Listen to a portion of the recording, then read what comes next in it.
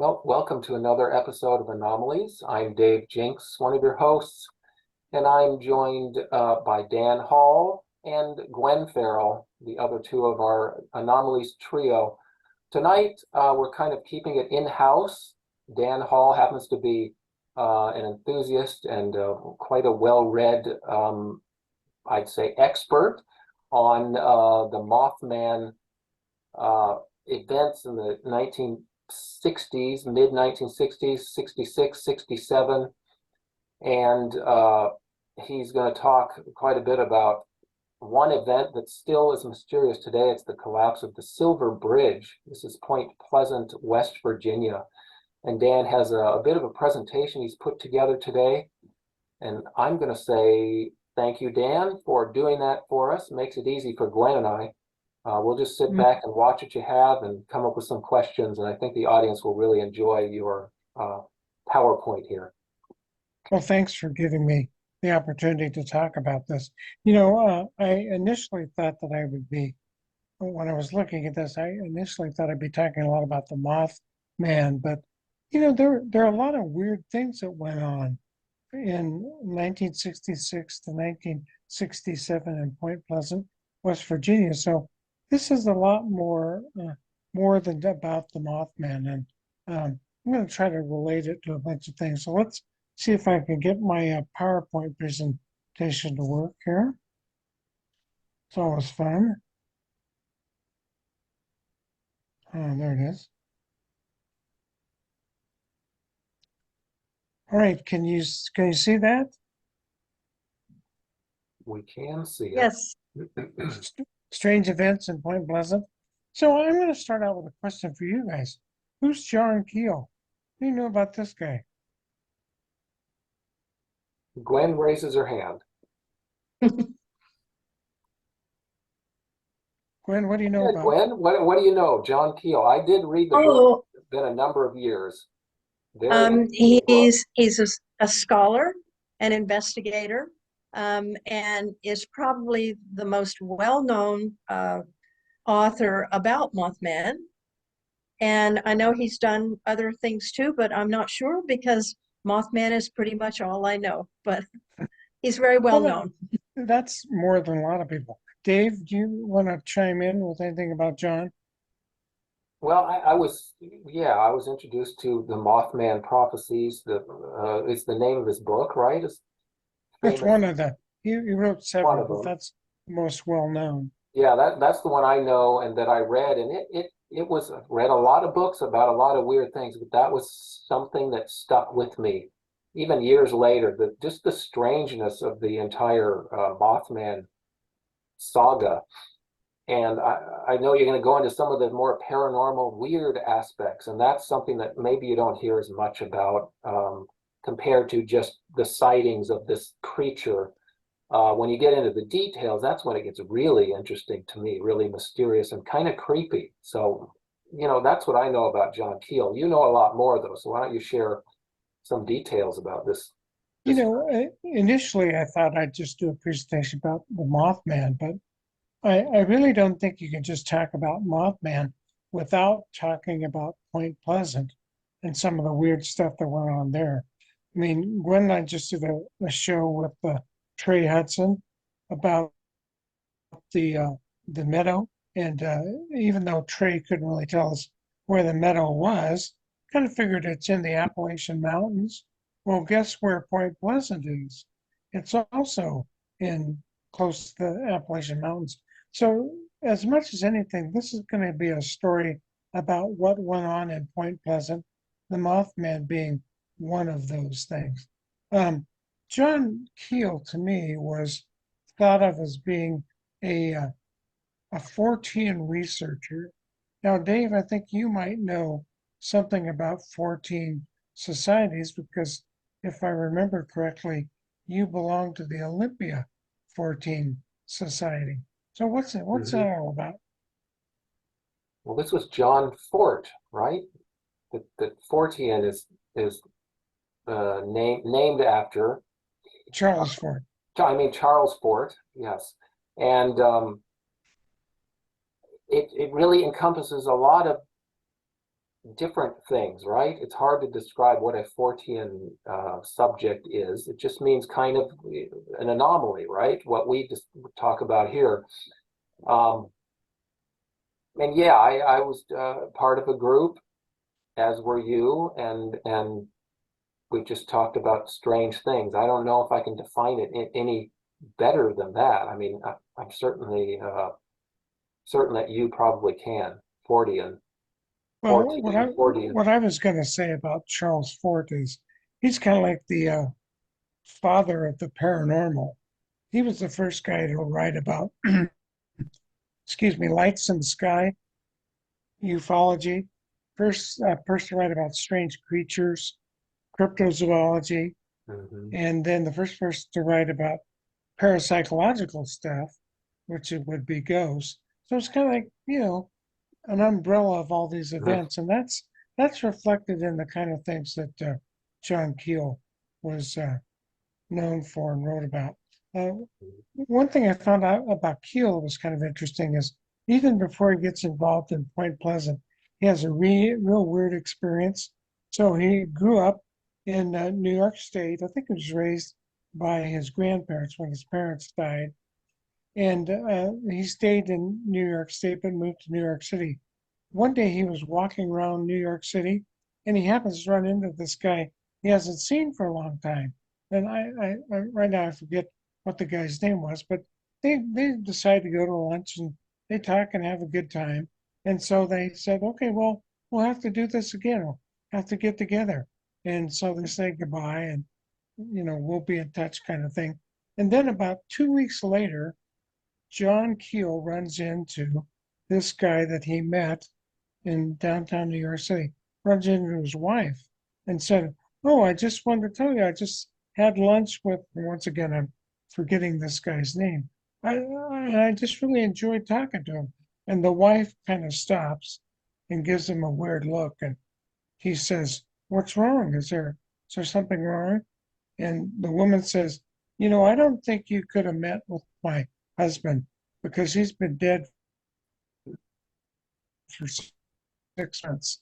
So that's the kind of Wait, Dan, you experiences cut that out. John Keel. You cut out for me at Oh least. How no, many how could years I have do? you What been? part cut out? The crucial part. How many years he'd been dead? They've been dead for 6 months. Oh, month. Okay, and he Yeah, met. but here he was allegedly meeting with the guy in New York City when his wife said he was dead. So I think that probably is an event that underscores all the weirdness that John Keel gets exposed to. So Keel, at one point in time, decided to be a journalist, and he got a contract with Playboy, of all magazines, to explore the UFO phenomenon. So that's kind of what brings him to this Point Pleasant, West Virginia thing, UFOs initially. And I mean, they were having a flap of UFOs in the Ohio River Valley, and Point Pleasant is right across the Ohio River from Gallipolis, Ohio. And like I said, they were having all this UFO activity there. So move here to the next slide. So when he finds out about the UFO activity and goes to Point Pleasant and starts looking into things. Well, he meets somebody named Mary Hyre, and Mary Hyre is like uh, a local reporter who's also interested in some of this same stuff. So they start they actually went out at night looking for UFOs and saw some in the Point Pleasant area. And they started interviewing people that had seen these UFOs and wanted to know what they had encountered. The strange thing about some of the people that they interviewed, and these people who saw these UFOs, they developed conjunctivitis. You know what that is? Swelling of the eyelid, and eyes become all puffy, and so John Keel began to wonder if the UFOs, where are they coming from? Are they craft from another planet, or are they some kind of source of energy? And I think he got thinking about that in relationship to the fact that these people and developed conjunctivitis. Now, interestingly enough, the slide that I chose here, and you guys know this person, about 2 weeks ago in Centralia, Washington, which is about 30 miles south of where Dave and I are at, our friend Alita DeBee got a picture from a guy who saw this, and this is the picture of what he saw in the sky over Centralia, Washington. So not only was Point Pleasant, West Virginia, having a bunch of UFO activity, I think maybe Centralia is going to have some of that too.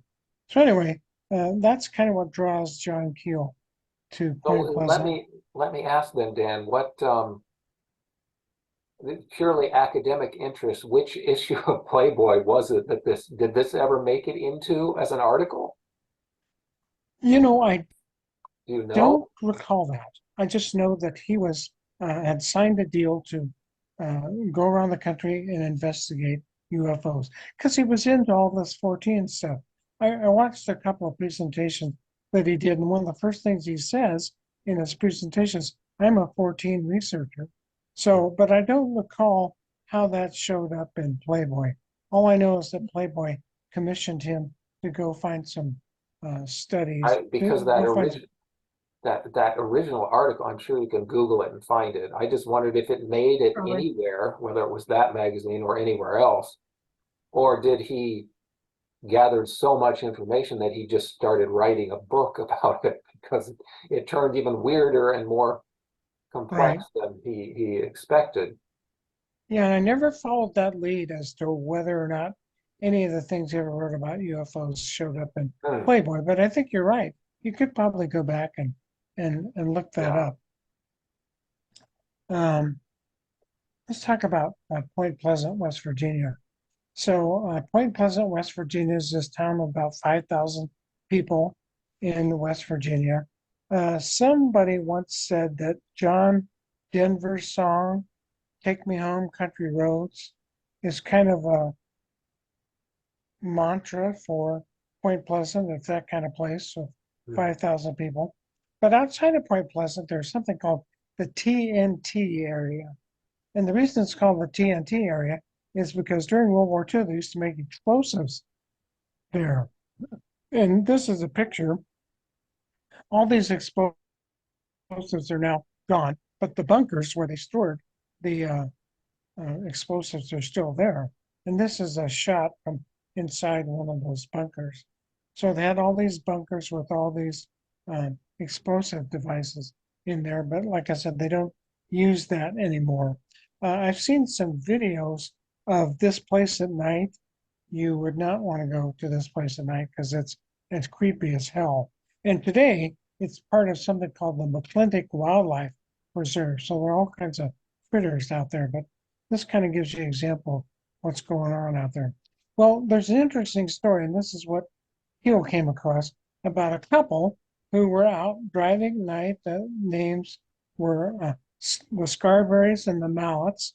This was a husband and wife who went out to go joyriding or to go necking or whatever they were doing. And I was thinking to myself when I heard that, if I was going to go neck with a girl, this would be the last place I would take anybody because this is creepier than hell, you know. But anyway, they're out there driving around at night, and Linda Scarberry, who's sitting in the front seat on the right-hand side, sees what she thinks is someone standing next to the side of the road. And this is what she sees, or description of what she sees. Yeah, she sees this thing standing next to the side of the road. Now, you know, when you see strange things, you try to put them into a category that would make sense. And if I saw this thing, I'd have a hard time figuring out a category of what that might be besides some weird cryptid. Now, I think Gwen and I earlier, we looked at some kind of video that had other explanations for Mothman. And one of the explanations was, as I recall, an owl. Could be like a barred owl because a barred owl at night has that eye shine to it. Or it could have been not a great blue heron, but what's the other bird I was thinking of? There's another bird, sandhill crane, because they have kind of a red neck, red plumage. So, I guess if people wanted to come up with an explanation that might explain what this critter was, those would be things that exist in the real world. Although I ran across an old sociology study that kind of made me think about this. Um, you could never do this today, but I guess back in the 60s again, there was a psychology professor or a sociology professor teaching a criminology class, was lecturing on about this, whatever he was talking about, and the door opened. And now think about, put yourself in the position of the students that this happened to. So as he's lecturing, somebody walks in the room, points a gun at him and fires the gun and then walks out. He falls over. Well, imagine what that would do to you as an observer of what was going on. So as people really start to panic, the professor gets up and he says, I'm okay. I just wanted to run a little experiment on you. I wanted to test out your powers of observation in a situation like this. So now tell me, what was the sex of the person that walked in and fired the gun? Well, some people said it was a woman. Some people said it was a man. Was it a short guy or a tall guy? Same kind of difference of opinion. And the same thing about whether or not it was a white person or person of color. So the reason I told that that story is I got thinking about people seeing weird things like the Mothman. So they might misinterpret what the heck they were seeing. But anyway, this is the picture that was drawn by an artist after they listened to people talk about seeing this in the TNT area and other people seeing it. So, kind of doesn't have a neck. I don't know what wouldn't have a neck. Has this big set of wings.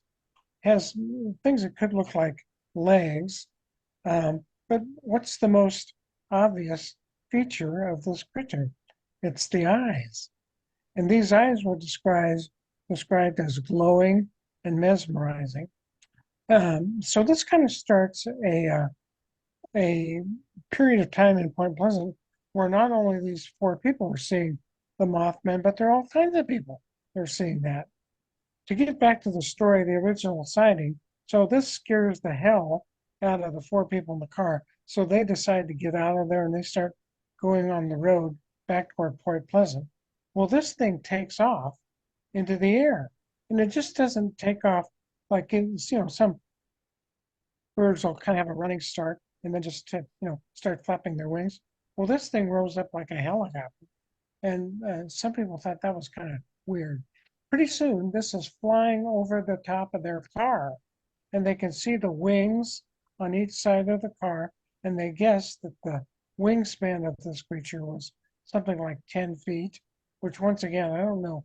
I guess it could have been an owl, but I don't know how many owls have 10-foot wingspans.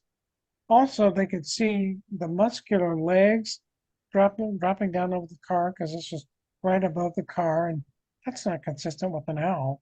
But the weirdest part of this is that because it scared the hell out of them, they got going up to 100 miles in their car. This thing stayed right with them. So this was flying at a tremendous amount of speed.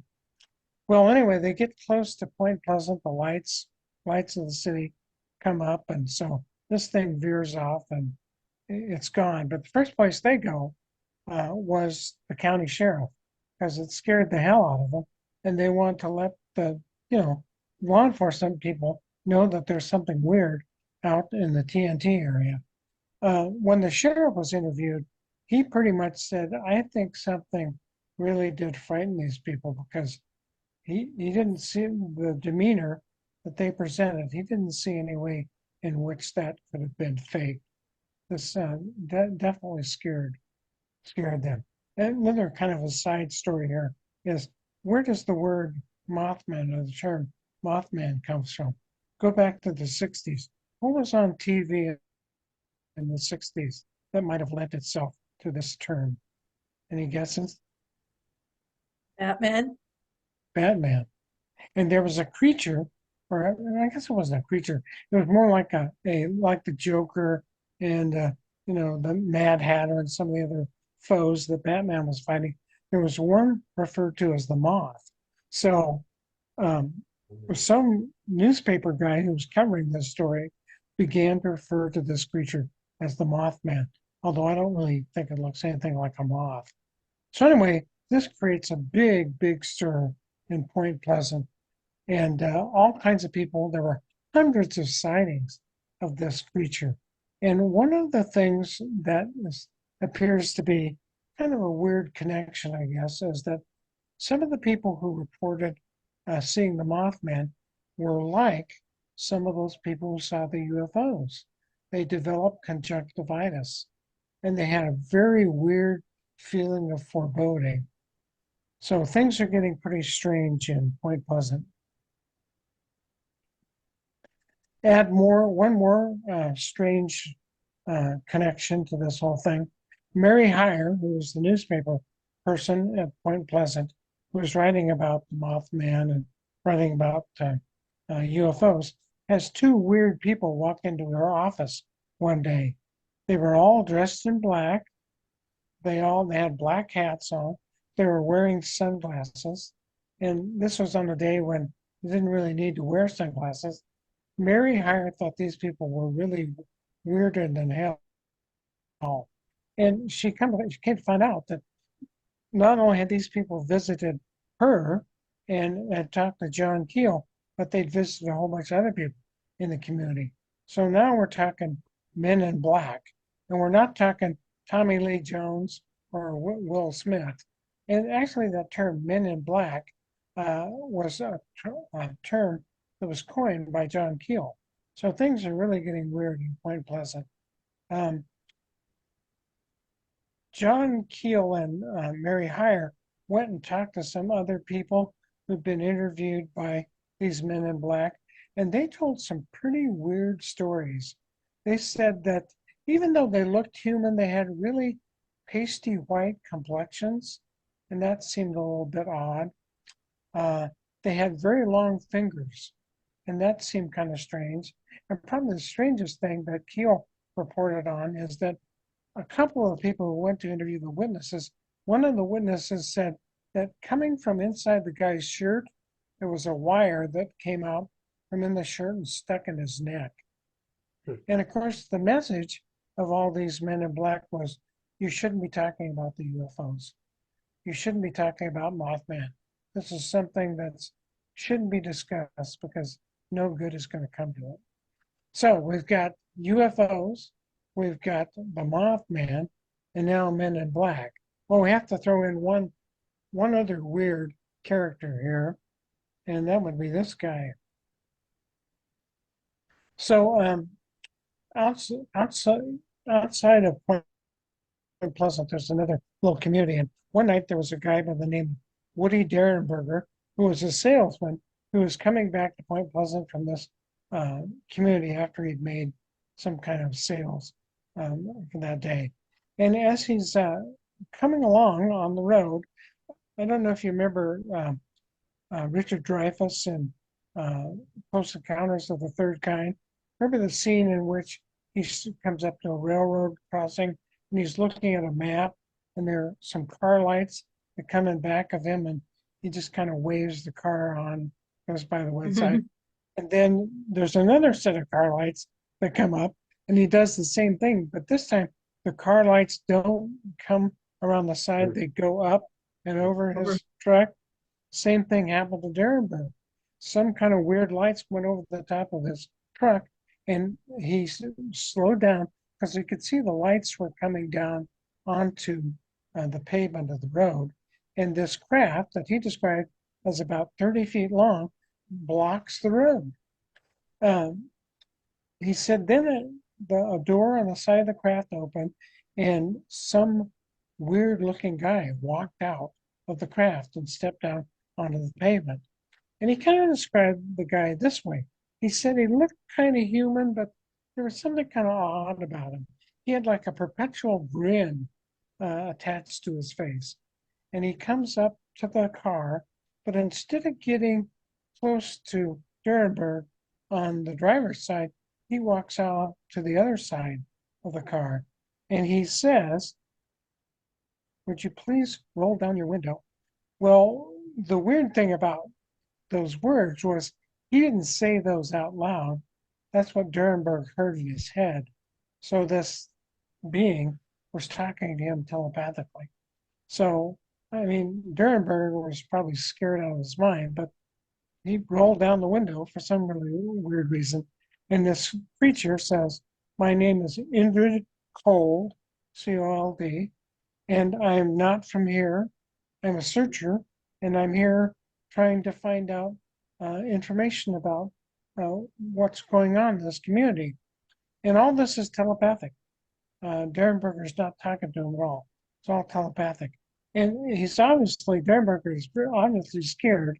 So the Indrid Cole character uh, keeps trying to reassure him by saying, "We're not going to hurt you. I'm not going to hurt you at all."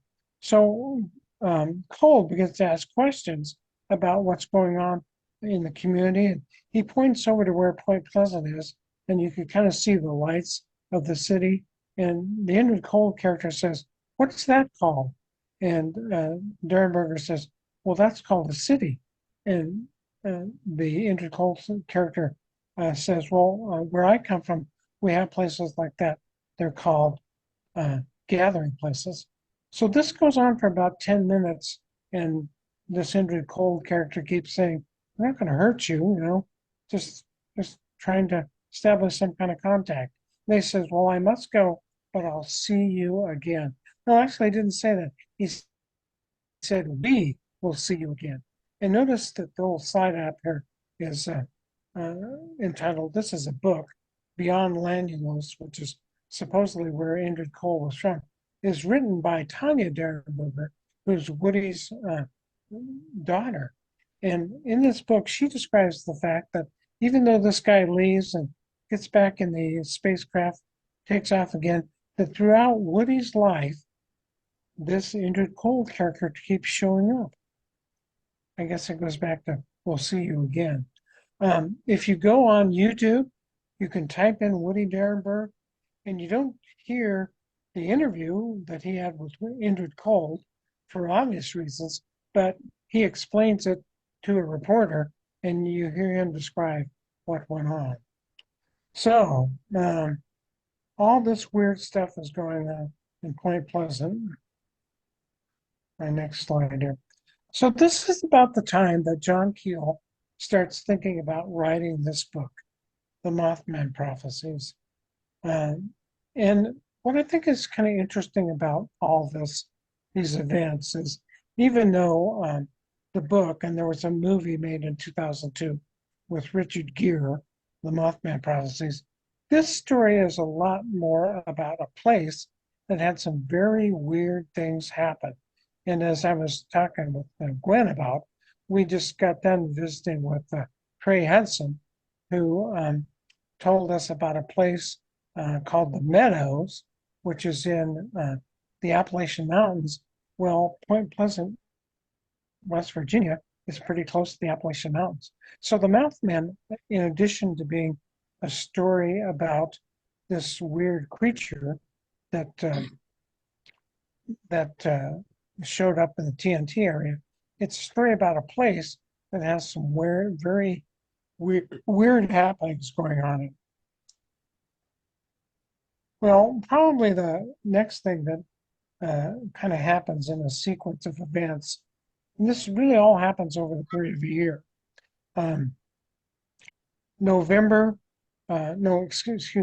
December 14th, which would have been yesterday of 1967, there's a bridge that connects Ohio, Gallipolis, Ohio, which is where Mary Hyre lived and did her reporting from the Point Pleasant area.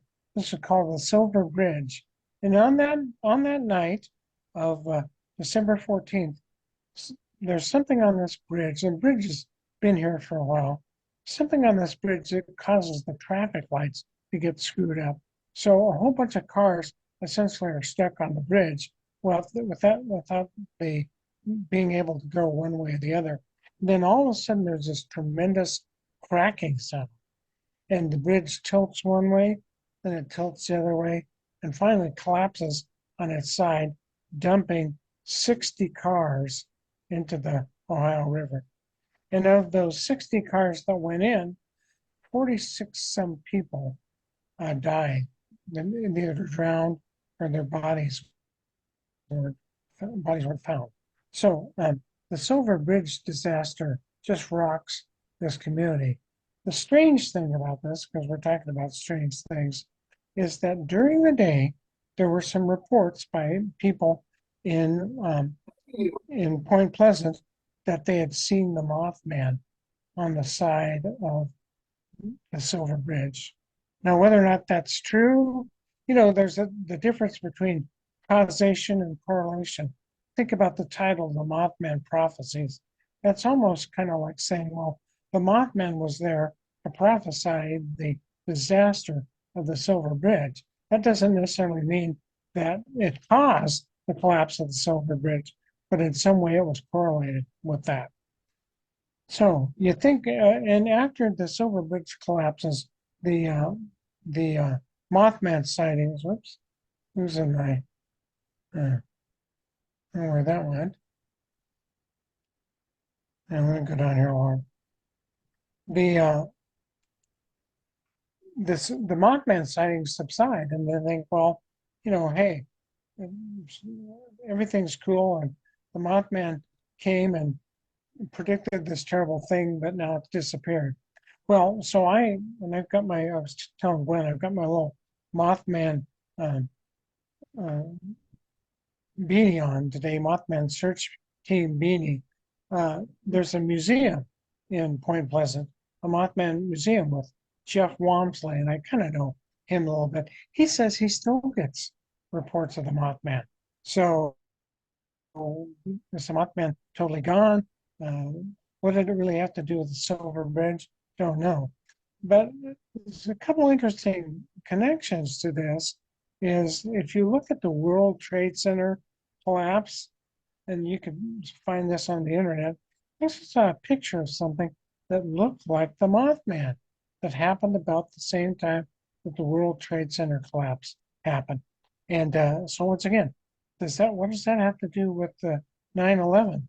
Was the Mothman appearing to somehow, warn people that that was going to happen? Certainly don't know what the answer to that is. There's also something in the 1980s called the Blackbird of Chernobyl. And of course, Chernobyl's this nuclear power plant that I think is actually located in Ukraine, that there was a disaster there in the 1980s. Well, the Blackbird of Chernobyl was described as a Mothman-like creature. Once again, was it something that was there to predict a disaster? Or is this just some kind of, correlation between this showing up and the disasters? Now, I have a friend, and Dave knows her kind of, Glenda Sinclair, who lives in Michigan. I went back there and hung out with her for about a month, and she used to live in Chicago. And we got talking about what was the easiest way for me to fly back to see her. Should I fly to Detroit, or should I fly into Chicago, which is O'Hare's airport is there. If you know Lon Strickler, and Dave kind of knows Lon, he was a guest with us. He lives in near Gettysburg, Pennsylvania, and we did a show with him on the ghost of Pennsylvania. He's got a group of people who are now investigating flying humanoids, Mothman-like creatures in the Chicago O'Hare airport area. So is the Mothman gone, or is it still there? What is it? Is it figment of somebody's imagination? Is it somehow tied to Point Pleasant? And like I said, Gwen and I interviewing the guy about the meadows. That's a place that has a lot of strange things happening. And the Skinwalker Ranch is another prime example of a place that has cryptids, UFOs, strange poltergeist kind of activities. So I'd say that that's what draws me to this topic. The strange creature, the crypto creature, which was the Mothman. But the fact that there are places where all hell breaks loose, and both of you know, and I'm not going to give her name, this probably wouldn't be fair, Harry, but both of you, Dave, we've done a show with her, and when you know her from another setting, Dave and I know somebody who lives down by Mount Adams in Washington State who's got the same kind of weird stuff going on in her place. She's got cryptids, she's got UFOs, she's got poltergeist activities. I once told her, I said, the only thing you don't have is a contract with the History Channel to make a series out of, exploring your property. So once again, kind of fascinated with this idea of strange places and the strange things that happen. So that's what I want to tell you about Point Pleasant. So tell me what your thoughts are about this. What do you think about this weird stuff that happened in Point Pleasant in that year, 1966? I've got a question. I want Gwen's opinion on something, and that is she's dealt a lot with experiencers, which is a kind of a generic term, I suppose, for people who've had encounters with what appears to be alien intelligence, maybe other intelligences, and or just experience strange things. But Gwen specifically is the UFO phenomenon. I wonder, Gwen, on your reports of so-called men in black, these seemingly quasi-military or law enforcement of some kind, at least that's the aura they present typically. Do you see parallels between the MIB that Dan has mentioned here and what you see in your investigations with experiencers? Well, men in black have been reported on, as you probably are aware, for many years, and they are not always the same. But I say the description that he gave here is pretty much spot on with what we hear from other people. So if it kind of adds, when you have things that are that similar, it adds some validity to the thing, rather than having all of them be completely different and you can't put anything together with it. So yeah, I guess I would say that what I know is pretty much the same. Yeah, men in black tend to be men in black, and they tend to kind of look the same way. Yeah, so if that answers your question. And they tend to have the same, I mean, as much as we can determine some agenda, they seem to have the same agenda, right? Yeah.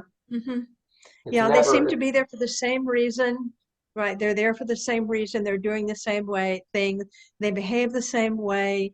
They dress the same way. They're either some kind of a creature that's an inhuman, a non-human creature, or hybrid type creature that is always being created the same way because someone is creating them for a purpose and making them look like that for so that you would think it would make more sense if they would all be different looking. If you wouldn't have all of these men in black looking that same way. And so I think, as Dan brought in with his presentation, that like the Mothman looking the same, or people, beings being seen around different places in the world that all happen to look like a giant moth, or they look like this Mothman creature. And so then I don't know where that comes from. I don't know who's doing this to us or where these beings are coming from. But I'm sure they have a very, very deep part in human psychology, what we think and what we believe. Well, that was the other question I wanted to pose to both you and Dan. And that's the idea that these are some kind of archetypes, in the Jungian Absolutely. Yeah. sort of worldview. And is it something that the human mind has generated for some reason? And if that's true, I mean, what a weird bunch of things we imagine with even collectively, it's even weirder that we can see the same thing. Is it somebody sees something and then the seed grows through the minds of other people and we see the same projection or whatever? Or, Gwen, this is more for you, I think, because again, you've worked with experiencers who have very direct interactions with what appears to be another intelligence that seems to manipulate. Is it these sightings, are they guided by another intelligence that wants us to believe a certain thing or wants to lead us down a certain path? I mean, where do you think what generates these images, which turn into Dan, what do 3D you think? reality? As far as we can tell, it turns into reality. It's not just projections. It is, creatures that interact with 3D, the 3D world. Yeah, I don't know if this is going to address exactly what Dave is talking about, but remember, and I think I sent this to both of you, the interview with Gary Nolan. You recall what he said in there? I think he was asked the question, something to the effect is, why do some people see UFOs and some people not see UFOs? And I think his answer was there was actually some brain chemistry or structures within the brain that affected whether or not people could actually see some of these strange things. I don't know if that's similar to what the question that Dave is asking, but cause you to wonder, why do some people see ghosts? There's a real famous photo, the Gray Lady of Raynham Hall. So there's this ghost photo that's on the internet. You can see this kind of ethereal form walking down the steps in this Raynham Hall. And there are two people taking pictures. There's the cameraman and the assistant cameraman, his assistant there. One of the people sees the ghost, the other doesn't. Now, why is that the case? And I'm thinking of what Gary Nolan's talking about. What Gary Nolan was talking about was the caudate putamen, which is a part of the brain stem. This is something that's been known about for many, many years, and a lot of studies have worked with it. Even the omega-3 study, which Opus has done, they talk about that, and it's a part of the brain stem that people who see things, like we're talking about, that tend to see things, theirs is more developed. That part of the brain is more developed, tends to be. And it also, I believe that I've read before, that people tend to be more fantasy prone, who have a more developed area, that area of the brain. So I think that's what you were talking about, Dan, because Gary Nolan did go into that. He talked about that as well. So that's his belief that, of course, there's some kind of physiological reason for why some people see a ghost and others don't. I think it's probably more complicated than that, although I do believe in human physiology, and I understand, how that could be used to explain many things. And Dan, because you know a lot about John Keel, didn't he come to a conclusion? Was it Keel himself who concluded something about this whole phenomenon here, this group of phenomena? What did he decide was the cause and the reason? Yeah, and I don't know if this gets at the cause, but I'll use some terms he used. And I really think about the Skinwalker Ranch.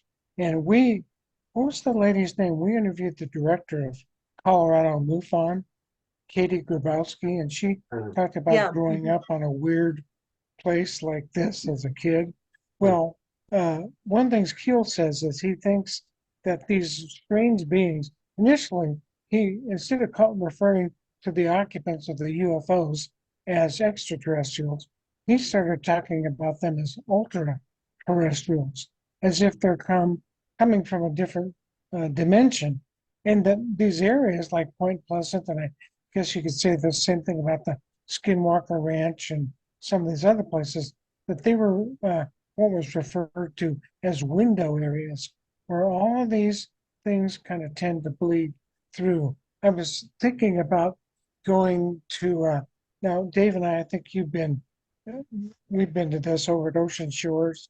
They have a Bigfoot summit every year, but they also have a paranormal conference. And when you go to that paranormal conference, one thing that's kind of interesting is you got different groups, like all the ghost people sit over here, and then the UFO people over here, and then the cryptid people over here, which kind of says, well, they're not related each other. But I think that's what Keel would dispute. He thinks that they all are related to each other and they're all part of the same phenomenon. So I Now, don't know, he that was makes it sense. Keel? It wasn't Keel though that concluded it's a psyops. Who we interviewed? Yeah. Oh gosh, no, I Was don't. it Keel who planted that seed, or was he convinced from till the end that this was some strictly paranormal thing, that involved other ultra terrestrials or whatever? Or did he ever fall into the conspiracy area? I don't think he did. I'm trying to remember. This is what happens when you get into your 70s. I can remember yesterday sometimes, but not 20 years Sometimes. ago. Well, when you We're interview over 100 people, sometimes yeah, I know that I can't remember the interviewee in that case. He said this was a psyops, yeah, he did say that. which is Well, a psychological operation that's right, conducted under the guidance or whatever of typically an intelligence agency, right. for the purpose of seeing what kind of reaction a group of people, in this case, a certain population, would react to certain stimuli and blah blah blah. Of course, with nefarious purposes, typically, or at least unknown purposes. You can argue that they're doing it for some greater good, but you know that's a harder argument to make than just strictly we're experimenting on you dumb humans who are unaware of what's going on, or whatever. But we had a guest who did say clearly that this was one of those operations. And I don't think that's where John Keel would be coming from. But Yeah. one thing that I didn't mention as a possible reason for the Mothman creature was all kinds of weird chemicals were in the groundwater in the TNT area because of the explosives.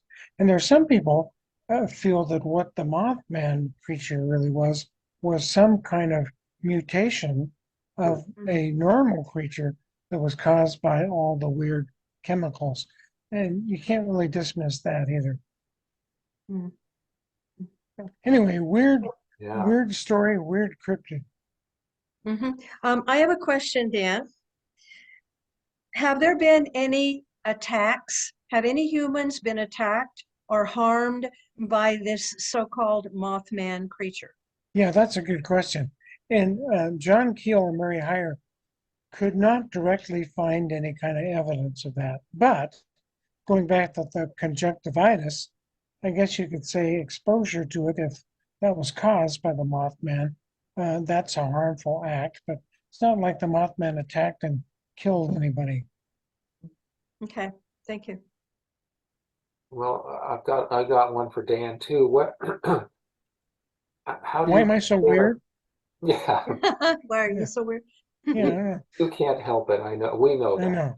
But when you compare this phenomenon, we'll call it the Mothman phenomenon, to, say, the Bigfoot Sasquatch um, phenomenon, what do you see as parallels between those, and maybe more importantly, what do you see as differences, if any? Hmm.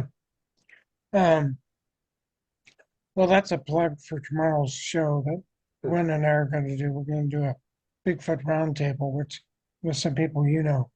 Um, you know, I'm 72 now. When I was 17, I went to the little junior high that I graduated from because Roger Patterson was touring the United States with the Patterson Gimlin film. And, Patty comes out in the film.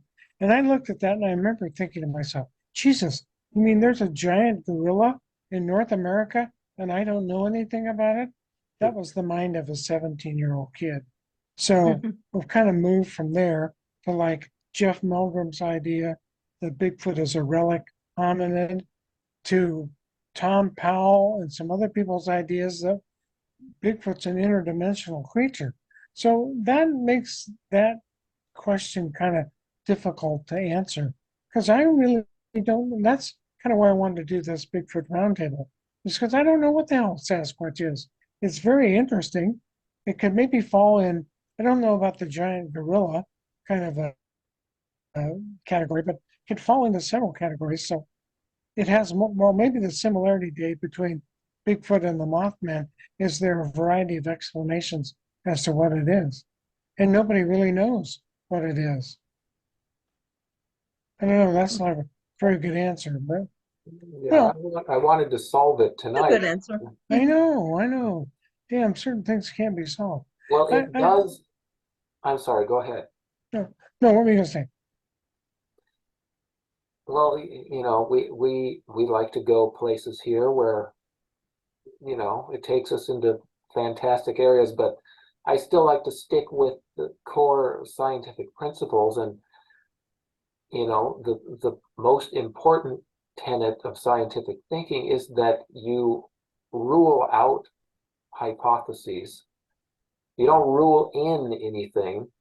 You stick with what's left after you rule out all the possibilities. That's, the purest scientific approach. And what I find so frustrating about all of this stuff is that it's very hard to rule anything out. In fact, the more you look at stuff, the more hypotheses are hanging around. Now, yes, you can rule out the most, ironically, the most commonly believed one among scientists, and that is that this is all just misperception and imagination and that. I think that can be safely ruled out.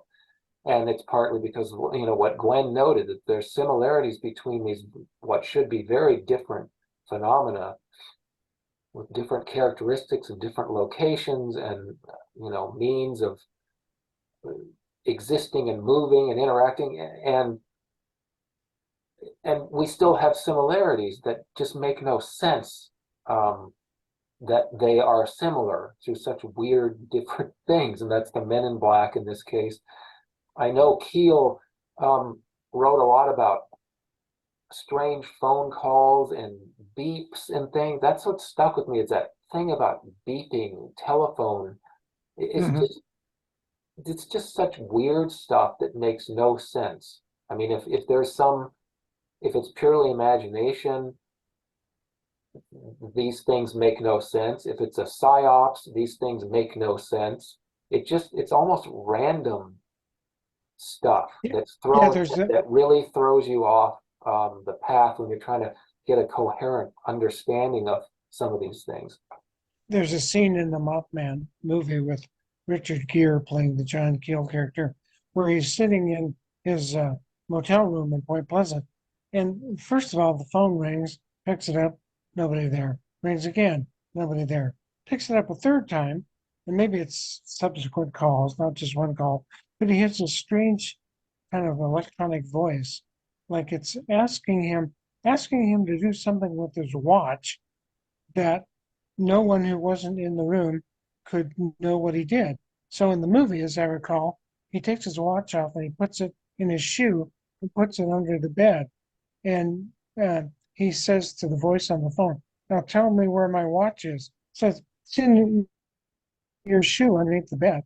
Well, how would you know that unless you're in the room with the Richard Gere character and there was no one in there? So that's the weird poltergeist kind of things Yeah. that are all also part of this.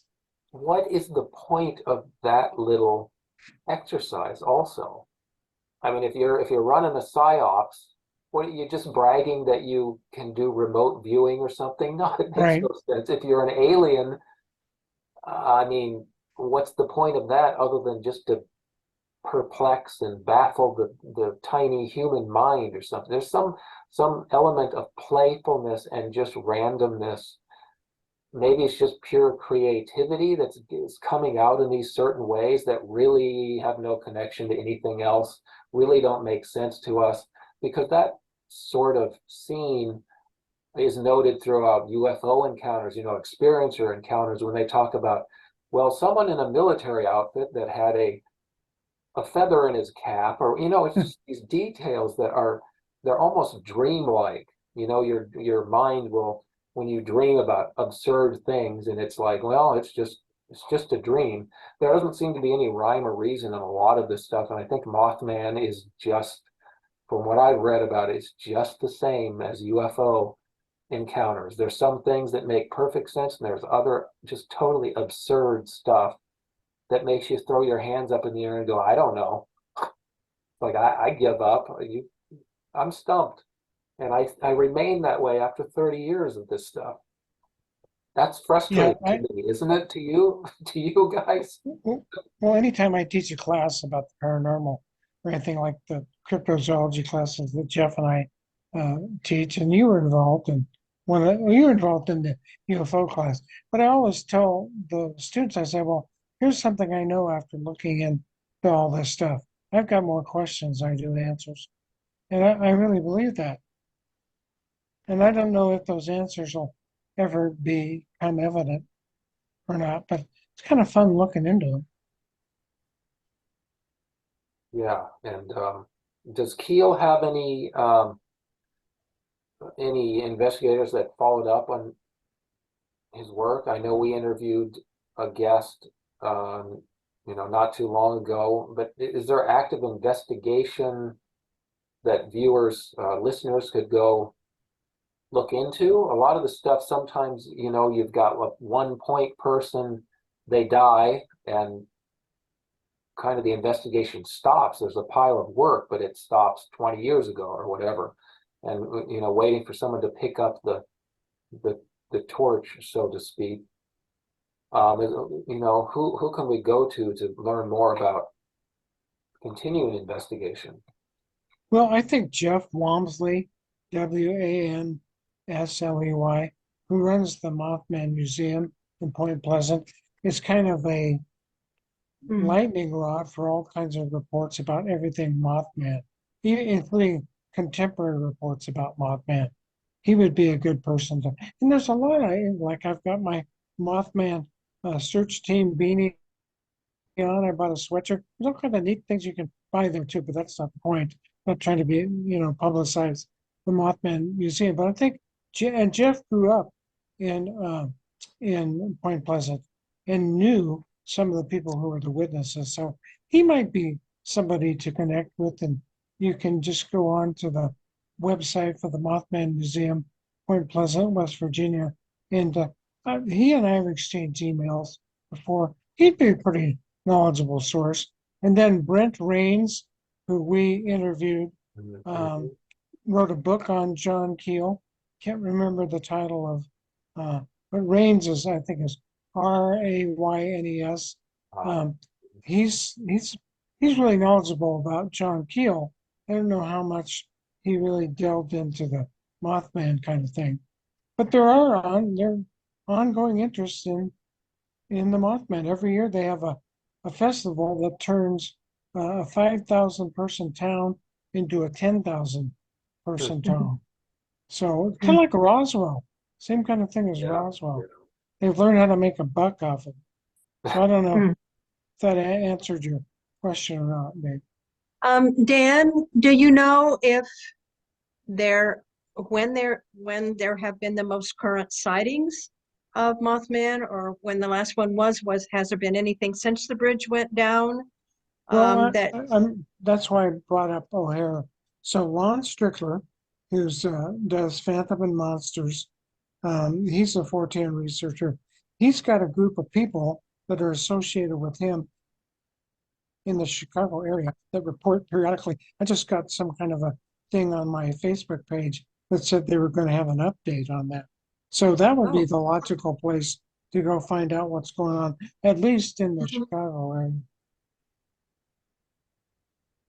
A lot of weird stuff out there. Yeah, there's a lot of weird stuff. Well, we appreciate this, Dan, for going so in depth into this subject, which is yet another unsolved mystery, but always fun to look into and talk about and compare to the other ones that we obsess over. I left out one important detail. What's that? And that was the name of the newsletter that John Keel wrote. The name of his newsletter was The Anomaly.